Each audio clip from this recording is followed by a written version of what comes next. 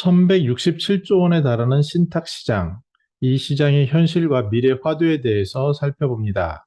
신탁에 대해서 저는 시니어 비즈니스의 블루오션이라고 생각을 하는데요. 그 판매하는 방식이나 그 만드는 방식에 있어서 컨텐츠에 기반한 커머스를 해야 된다라는 생각을 가지고 있습니다. 이를 바탕으로 저도 학습하는 분위기로 커머스, 특히 신탁에 대해서 지금부터 한번 순서를 가지고 차례차례 연구해 보도록 하겠습니다. 안녕하세요. 저는 시니어 라이프 비즈니스를 연구하는 최학입니다. 신탁이라는 것, 또 100세 시대, 여기에 대해서 여러 가지 기사들이 있는데요. 좀 눈에 띄는 몇 가지 먼저 보면요.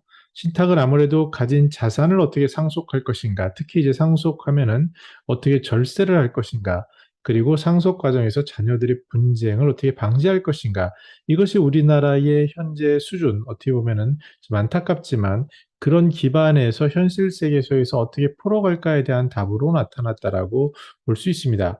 그런데요, 외국의 경우나 이런 트렌드를 보면은 점차 치매 인구가 늘어나면서 내가 치매가 걸려서 재산에 대한 자기결정권을 못할 때 어떻게 하지?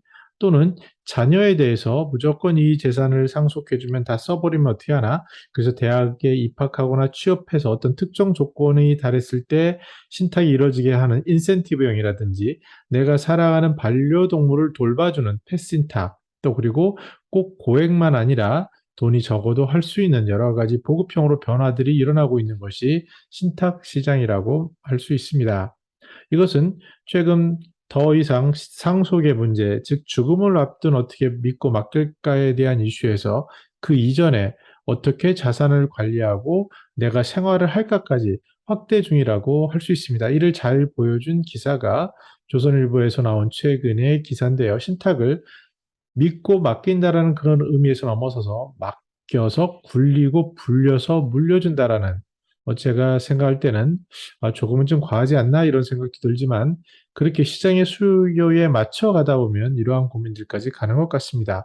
아무래도 신탁이라는 상품이 현실 기반에서 만들어지는데 특히 자산을 가진 사람들이 접할 수 있고 고민하는 것이기 때문에 이분들의 이야기를 현장에서 들어보면요. 자산을 어떻게 관리할 수 있을지, 그리고 이 사업체를 어떻게 승계하는데 앞에서 말씀드린 절세도 하면서 또 분쟁을 할 수 있을까? 이런 것들을 믿을 수 있는 은행이라든지 증권이라든지 이런 금융기관에 맡기면 이것을 관리해주는 그런 서비스가 필요하지 않나라는 것으로 발전해 가고 있습니다. 근데 현장에서 그런 은행에 특히 이제 아무래도 우리나라는 금융권의 제1금융권 하면요. 뭐 그 증권사나 보험사나 이런 규모에 비해서 외국과 달리 은행의 규모가 크고 금융그룹도 지주사가 은행이 되면서 여러 가지 활동을 하는 것들을 볼 수 있는데 그럼 우리나라 상황에서 은행 신탁을 이용하는 사람들의 니즈를 보면은요. 일반적인 대중 손님들보다는 아무래도 내 돈을 잘 굴리려는 니즈가 큰 수요자 또 고액 자산가가 많다라는 어떻게 보면은 신탁이 믿고 맡기고 나의 사후에 관리하는 것보다는 그 이전에 어떻게 수익을 높일 수 있을까에 대한 것들, 그리고 내가 가진 재산이 주로 부동산이겠죠. 부동산 외에 또 금현물, 채권, 미술품 등 이런 것들을 어떻게 하느냐에 대한 고민들로 넘어가고 있습니다. 아무래도 시니어들의 대부분의 자산은 부동산이라는 것으로 가지고 있는 경우가 많은데요. 물론 최근의 베이비 부모나 최근의 젊은 세대는 좀 달라질 수 있지만 전체적으로 부자의 관점에서 특히 시니어의 관점에서는 뭐 80% 이상이 부동산입니다. 특히 수익형 부동산인 건물 소유주인 경우들의 고민거리는 내가 만약에 사후에 뭐 건물을 관리해 보신 분들은 알겠지만 크고 작게 간에 세금 문제가 발생을 하고요. 공실이 발생하지 않아야 되는 임차인 확보라는 문제, 또 임차인이 갖게 되는 여러 가지 그 갈등 문제, 유지 보수에 대한 문제들, 또 더 나아가서 건물을 매도하는 시점들, 이런 골치 아픈 것들이 있는데 본인의 의사결정을 더 이상 적극적으로 하기 어려웠을 때 이러한 은행 같은 믿을 수 있는 큰 기관에 맡긴다면 거기에 전문가가 붙어서 이를 처리해주고 관리하는 것을 신탁이다.